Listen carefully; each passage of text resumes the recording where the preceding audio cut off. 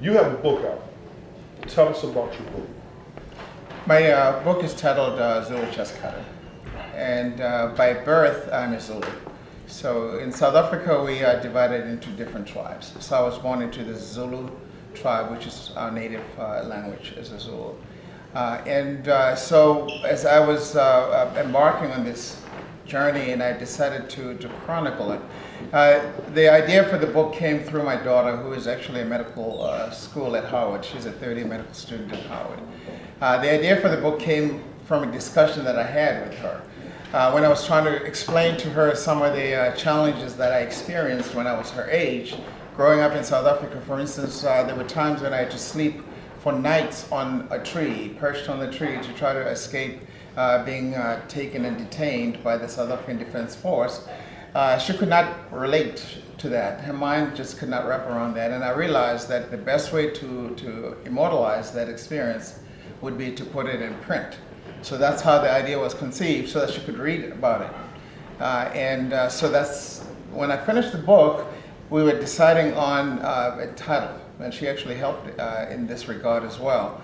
And we came up with several options. And at the end of the day, because what I love to do, what I was called to do, what I feel anointed to do is open heart surgery. It's just what I do.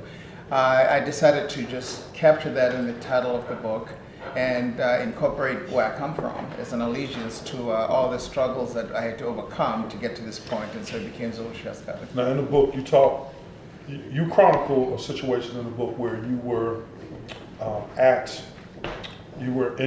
in school, and there was a male dorm, so to speak, and a female dorm, and there were warring factions. There was Nelson Mandela's, and this is toward the end of apartheid, and there was another group, and this particular group, for whatever reason, did not have a very favorable perception of the students that were at the school. Right.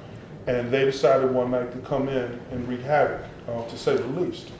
However, somehow, not only were you aware of it, but I guess the alarm kind of sounded somehow for you, and you were able to avoid this situation. But here's the thing, it's in the book, so tell us a little bit about that experience, Sure. and then I want to dovetail something about that after you finish. Sure. I did go to University of Zululand, and that's where this occurred. And we had some political faction. There's Nelson Mandela and Chief Buthelezi. The scene, I actually stayed with one of my cousins. In South Africa, when your last name is Mcunu, Smith, those names, that's a family name. So I had a cousin who was kind enough to take me into his dorm room. And he actually belonged to that organization. And he gave me some cryptic warnings about the impending visit by this gentleman whose idea was to come in and kill all the students while they slept. So his entire agenda was to destroy us. And fortunately, that morning, two things happened. One, I got up early, and several of us got up earlier. And the second thing is that it was cold. So the buses that were bringing his group to the campus were stalled because of the weather. And so by the time they did arrive to campus, about 7, 8 o'clock in the morning, we could see them coming from a distance.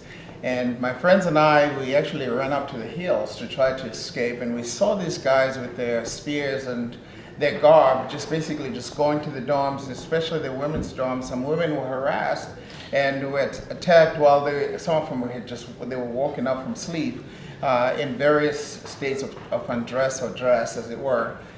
These guys were merciless. They didn't care. The shrieks and the screams did not deter them. At the end of the day, several students lay dead. And by the time I actually returned back to the campus, we had nothing but blood stains all over the walls from the students that had been slaughtered, attacked, all this.